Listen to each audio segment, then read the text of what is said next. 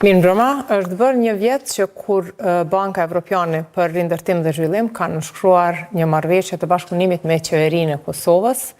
Pak pas zgjedhjeve, BERZH-i e publikoi një njoftim ku njoftoi për investimet që i ka bërë gjatë këtij viti, që po e lëm pas sonte për diskutuar jo vetëm për këto investime, por për sfidat e Kosovës në rrafshin ekonomik. Kemi të ftuar shefin e BERZH-it në Kosovë, zotin Sergiy Maslichenko. Yes. Mr. Maslichenko, welcome. Thank you. It's been a year since EBRD and Kosovo's government have signed a memorandum of cooperation. And it's almost a year since your last interview here with us.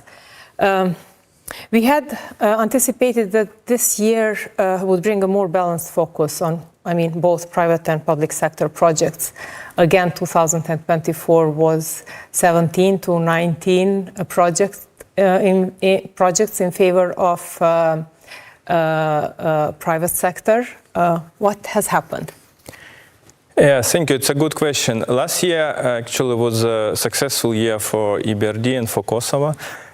We managed to increase our financing by 40%. So in total, we signed 19 projects with a total amount 115 last year, which is, I think, good result. And we also have a good balance between public sector and private sector last year, because we managed to sign two public sector projects, 50 million together, and private sector was 65.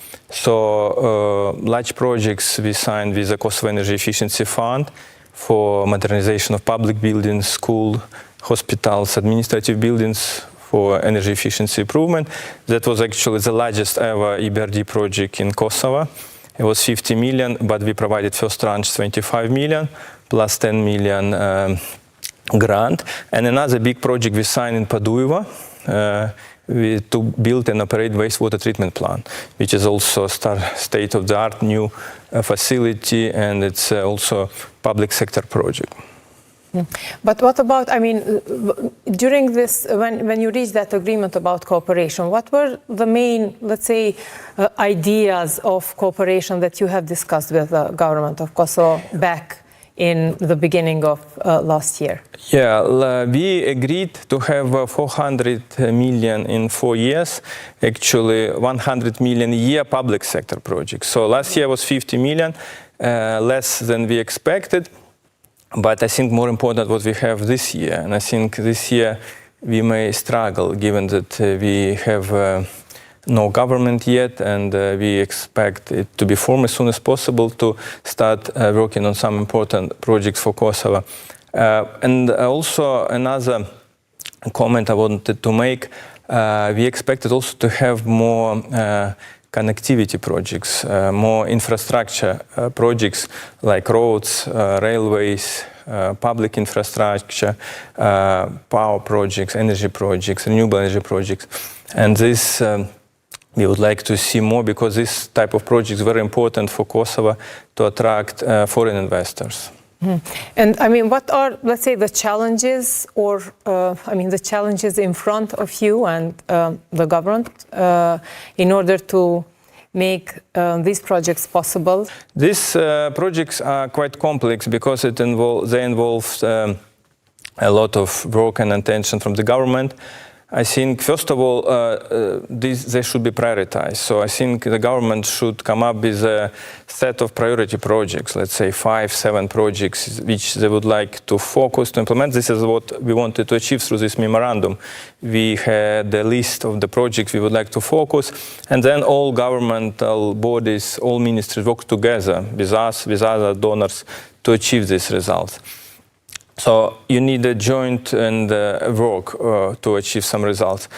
Secondly, these projects also require a strong institutional capacity, not only the ministry, but also POEs, public-owned enterprises. And these entities should be reformed, should be commercialized, their staff should be rewarded properly, and in order to have a good counterparty to prepare these projects. And then when these projects are signed, to implement this project. And this is what I think the main challenge for us in Kosovo, even if we sign projects with large amounts, it takes more than we expect years to implement because of this institutional capacity issue.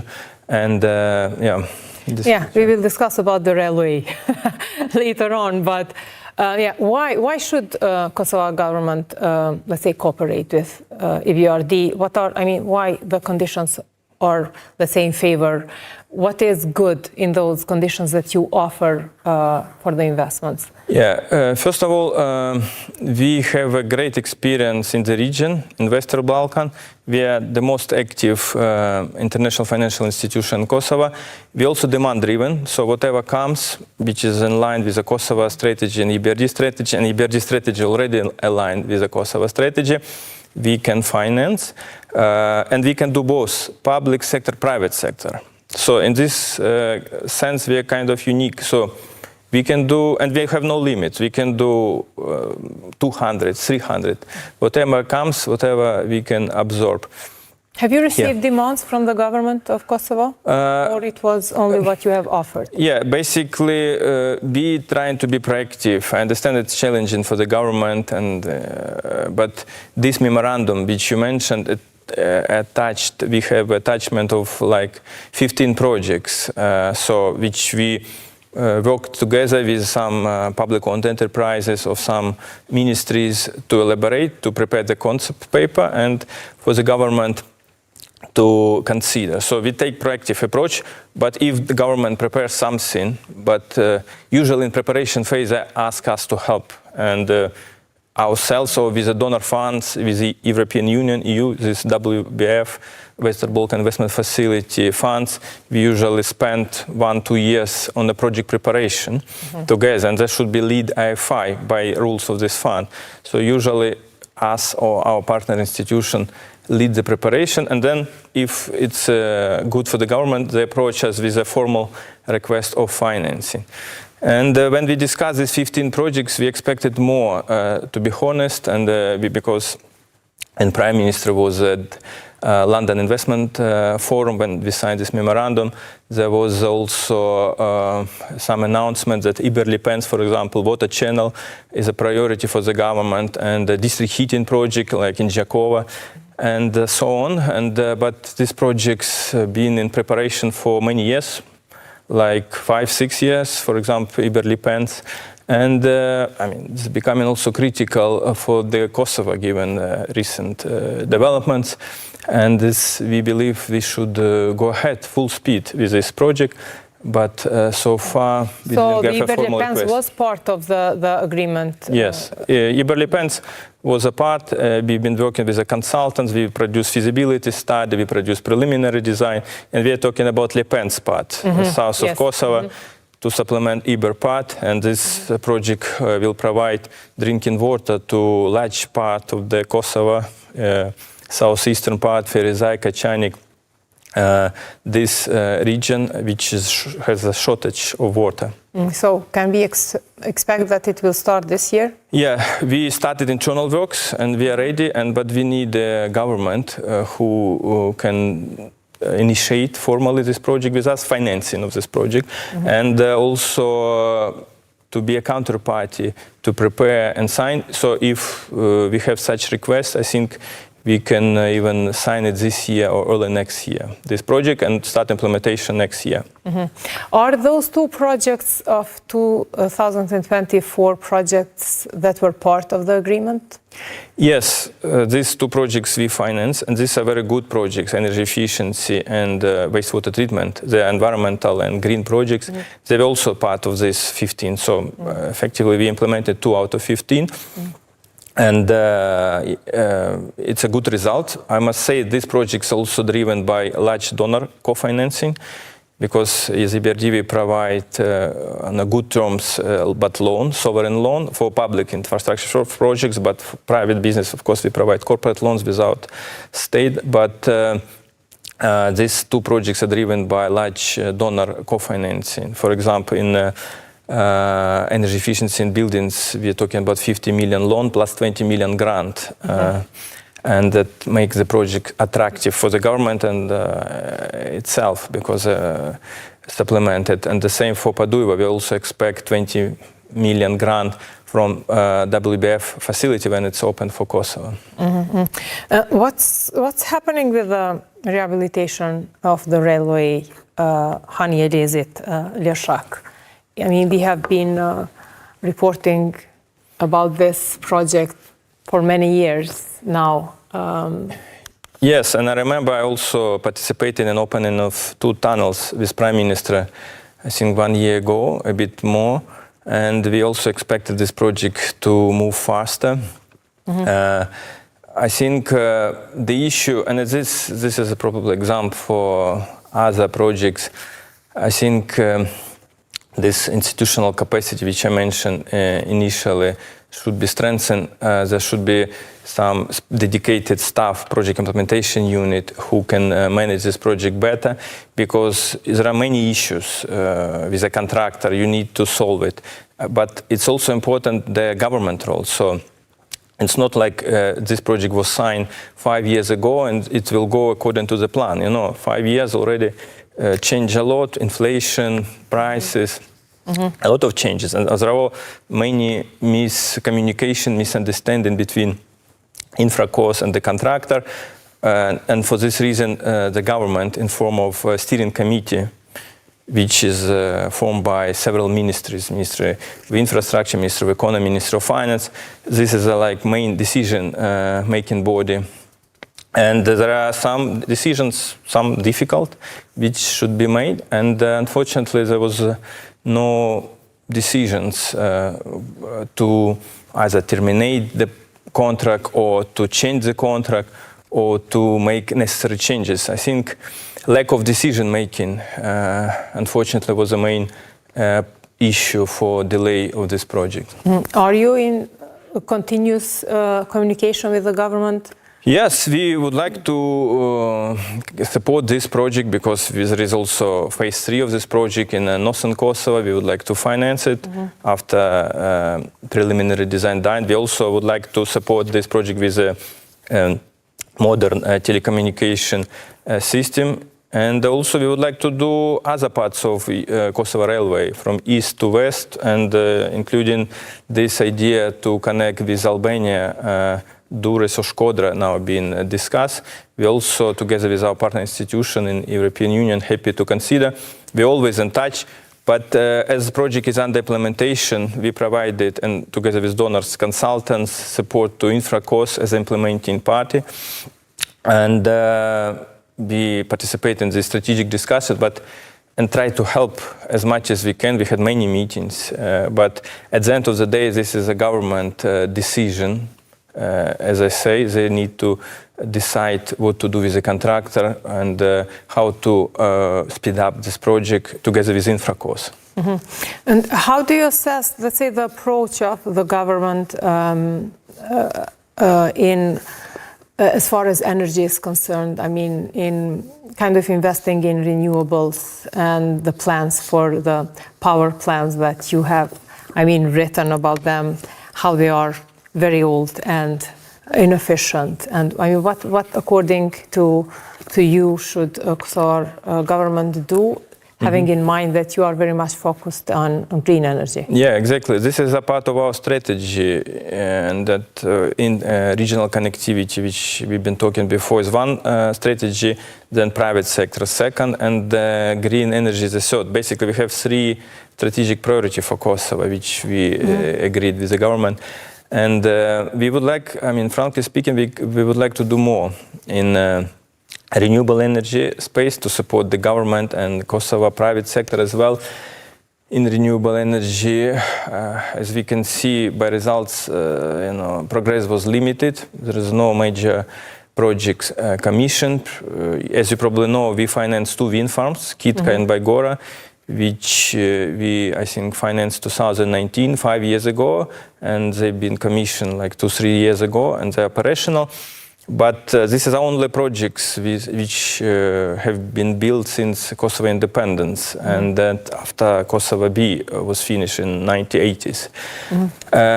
But there have been some projects on solar energy that the Kosovo government has. Yeah, that was a good progress. I wanted to say that was a good progress to have this auction and to avoid the contract. But still, I read also in the news there was a connection agreement signed recently, but still it will take, I don't know, 1-2 years probably to see this project constructed. And it's 100 megawatt. We are talking about 100 megawatt. And Kosovo, even energy strategy requires 1,300 megawatt of renewable. So much more is needed here, and much faster pace is needed here.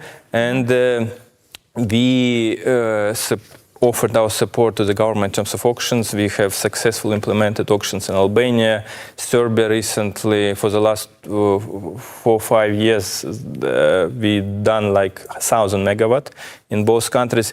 Here, we are working with the private sector developers. So there are some international companies, including diaspora and foreign companies, who would like to develop large solar projects like 100 or 150 megawatt. They've been talking to us. I met like 7 such companies, and we currently preparing one such project for this year. So hopefully we will sign one project with the private sector this year, also 100 or 150. With the private sector? Yes, without government, just the private sector, which will sell electricity privately to the international trader or other companies. And this is a way we also can contribute to Kosovo green energy transition. And in parallel, we also been working with a cost transmission system operator who is responsible for grid. Because, as we saw this December and before, there is a still need for investments, there is still need for improvement on grid infrastructure, especially if we talk about new renewable energy.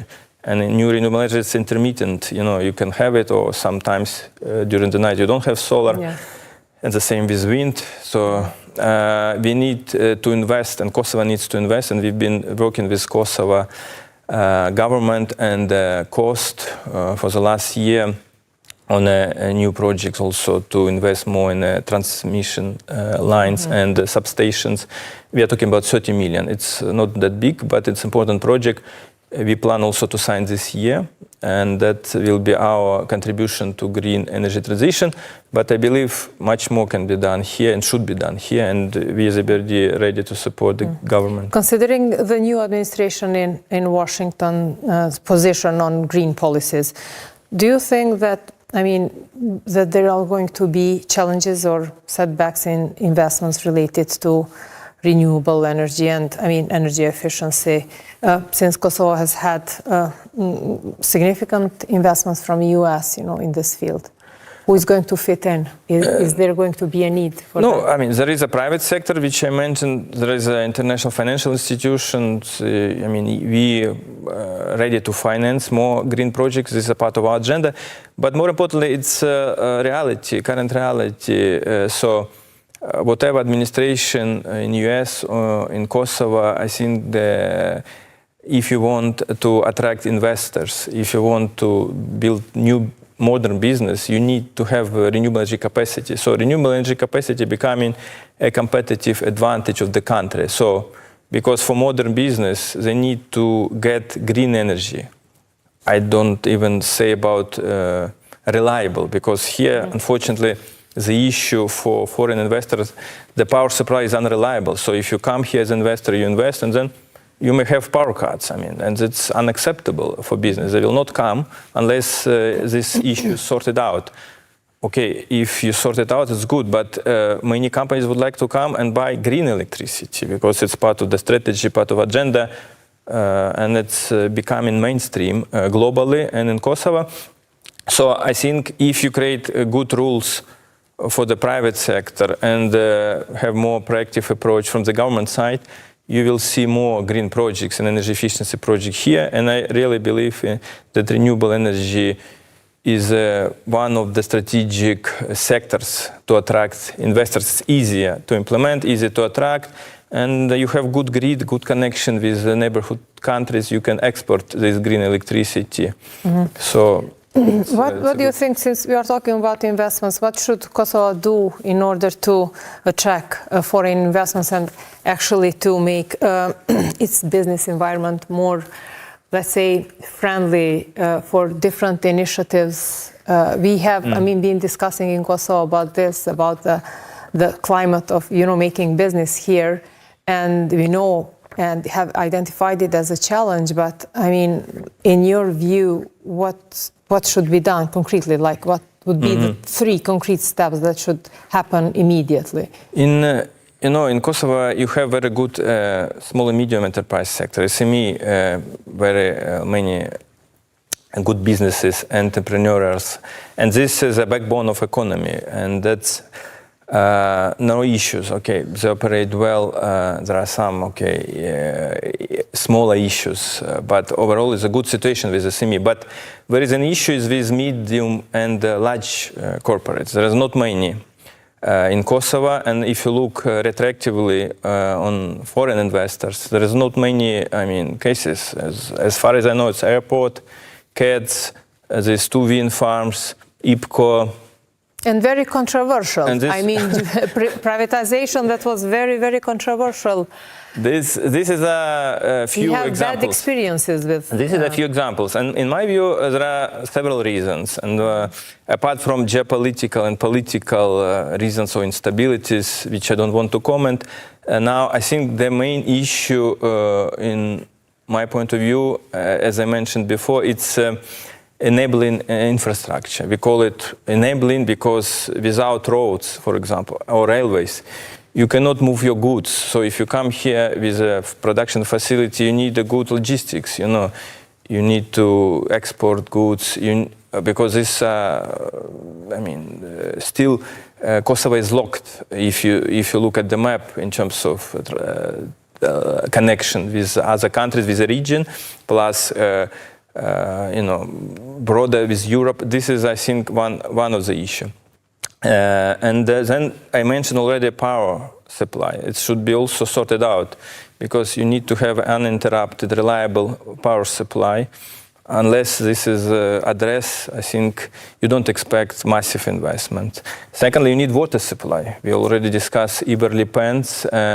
It's not only drinking water for people, but it could be also, it's part of the project. Second phase of project was considered for irrigation, for agri-business. So if you have some water supply, you can develop some targeted agricultural businesses here as well. And, these projects require investments. And unless, the government together with international organization, financial institution, and even private sector. So some projects can be structured as a public-private partnership, PPP. Again, for this you need a strong government, strong counterparty to agree and not to have any controversial, background with these projects. So this, we call it enabling infrastructure. As soon as Kosovo has it, I think we will see more investors. This is the one. Second, I also wanted to say, still there is a bureaucracy, especially if you look at large projects. I know that, I mentioned this solar project. I know it took them 2 years to go through the process of getting environmental permit, construction permit, licensing. So still, there are a lot of unreformed and inefficiencies in the system, which should be addressed in a way, like maybe to enhance it in a form of one-stop shop, for example, and the foreign investor can come and can sort these issues. But these poor foreign investors struggling for 2 years to prepare the project, large projects, up to EBRD or any good standards. I think this is also telling. I also hear from private sector, there is also issue with access to the grid. So if the new production facility is built, still there are issues to connect to the electricity supply. So there is some, I think, regulatory barriers which have to be addressed. Yeah, but what is the productivity potential? I mean, we do not produce that much. Our deficit is more than 5 billion. You know, we export 6 billion. We produce less than 1 million. I mean, how can we change that? No, and this is a problem, unfortunately, yeah. I mean, is it the infrastructure first and then does it, if you build the infrastructure, does it mean that you are going to produce or not? It will come in parallel. First of all, when you invest a lot of money in infrastructure, in roads or railways, you inject a lot of finance, liquidity into the business, into the sector. So this will create automatically business opportunities for local business, for construction companies, for service providers, for metal processing, because all these projects require a lot of materials. Secondly, it will create employment, of course, it will create GDP growth. So this is a win-win if the government, together with IFIs or on their own, invest in infrastructure. And then in parallel, of course, when the foreign investors, they see this opportunity, they will come, they will open office. If it's a big project like 100 million, they will see like the implementing party of this project will open office, they will, you know, advertise Kosovo. And in terms of the trade deficit, which you're talking about, yes, unfortunately, Kosovo is an import-dependent country, but in order to change this, you need to produce more to substitute import, at least, you know, like processing and basic items, goods, which you can do easily here, and not only for Kosovo, but for also regional market.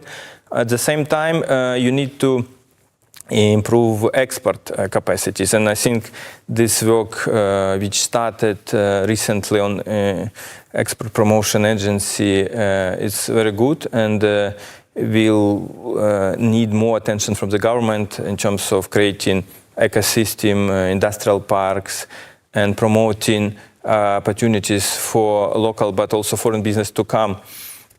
I think only addressing this import substitution, export capacities, and enable infrastructure altogether will make some changes in the country.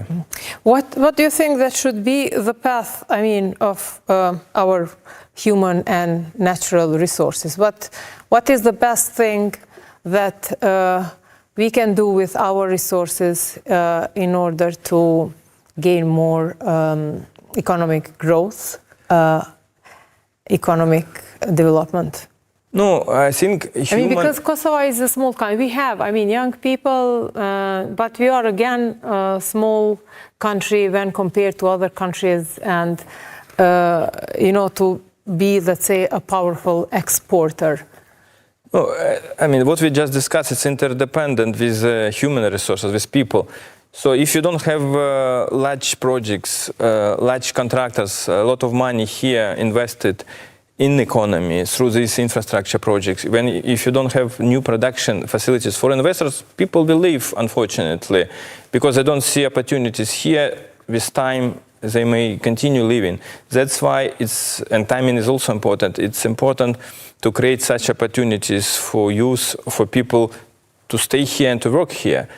Overall, my impression, and from what I know, I visit many companies, I mean, level of skills and education is good for the country, but still there are some mismatch of skills. So for some new industries, like renewable energy or energy efficiency, we've been talking, or some machinery, there is not enough like specialists. For this reason, this vocational education, which is being promoted, is very important. To train, to keep people, but you cannot just train for the certificate. You need to create employment opportunity. You need to invest yourself or allow foreign companies to come and invest and create these opportunities for the youth. Mr. Maslichenko, thank you for the interview. What are we to expect from the EBRD during 2025? 2025 is a challenging year, I mean, for Kosovo and for us, given that you know, we just finished political elections. and we expect the government to be formed soon. And there is not clarity, I mean, what kind of government and how fast it will be formed. For us and other international financial institutions, it's important to have a strong counterparty, as we discussed. But because we do also private sector, I am confident that we will do well. I expect 100 million again this year. Apart from these two energy projects, solar, PV, with a private investor, with a cost transmission system operator, we also expect some good deals in the private sector, like directly or through credit lines. We also work a lot with commercial banks through our credit lines. We also expect another 50, maybe 60 million. So with the private sector only, we can do 100 million. But if we have a large infrastructure project, and we have in pipeline for this EBRD plans, we also have, we didn't have time to discuss, Duhel-Banul, connection between R6 and R7 highways to Tirana and Skopje, which is also being discussed and proposed. We also have Pristina Ring Road, which have been in preparation, and we spent more than $1 million in design and feasibility study. When are we going to have this ring road in Pristina? Because it's a quite large project. Your predictions and how you know that the things are going here?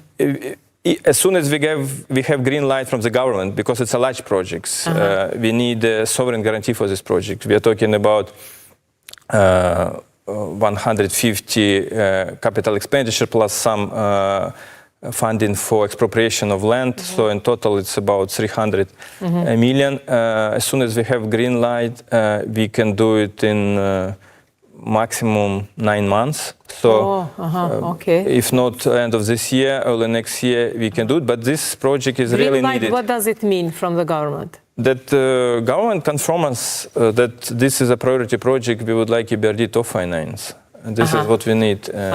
So for the government to accept it? Yes, to accept and to express interest that they would like EBRD, because it's also large. We can also have other partner institution. Mr. Maslichenko, thanks. Thank you a lot. It was a pleasure. Thank you. Shikues të nderuar, ishim në intervistën me shefin e Bankës Evropiane për Rindërtim dhe Zhvillim, Mirupafshim.